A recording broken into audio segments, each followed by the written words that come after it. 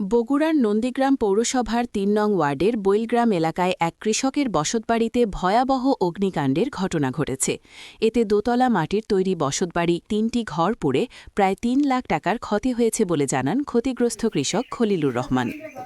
ঘটনার খবর প্রকাশের পর বুধবার ১১ই মার্চ দুপুরে উপজেলা নির্বাহী কর্মকর্তা ইউএনও শারমিনারা মানবিক সহায়তা নিয়ে ক্ষতিগ্রস্ত কৃষকের বাড়িতে ছুটে যান।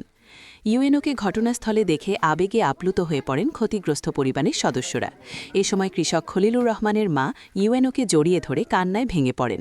তিনি তাদের দুঃখ কষ্টের কথা জানিয়ে বলেন, অনেক কষ্টে জীবনযাপন করেন তারা। হঠাৎ অগ্নিকাণ্ডে মাথা গোজা ঠাঁই হারিয়ে এখন তারা দিশাহারা হয়ে পড়েছেন।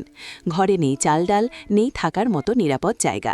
এমন পরিস্থিতিতে পৌরসভার পক্ষ হতে নগদ অর্থ এবং প্রশাসনের পক্ষ হতে খাদ্য সামগ্রী ও একটি কম্বল পরিবারের হাতে তুলে দেন ইউএনও শারমিনারা। দুঃসময়ে এমন সহায়তা পেয়ে কৃতজ্ঞতা প্রকাশ করেন ক্ষতিগ্রস্ত পরিবারের সদস্যরা।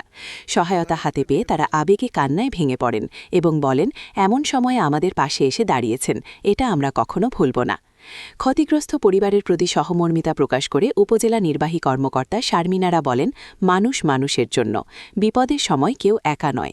প্রশাসনের পক্ষ থেকে আমরা সবসময় অসহায় ও বিপদগ্রস্ত মানুষের পাশে থাকার চেষ্টা করি।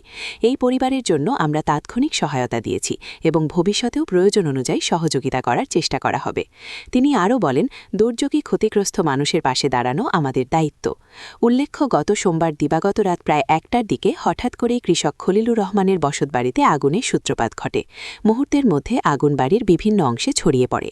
এ সময় পরিবারের সদস্যরা চিৎকার করলে স্থানীয়রা ছুটে এসে আগুন নেভানোর চেষ্টা করেন। পরে খবর পেয়ে নন্দীগ্রাম ফায়ার সার্ভিস ও সিভিল ডিফেন্সের একটি দল ঘটনাস্থলে পৌঁছে প্রায় ১ ঘণ্টা ১০ মিনিট চেষ্টা চালিয়ে আগুন নিয়ন্ত্রণে আনতে সক্ষম হয়।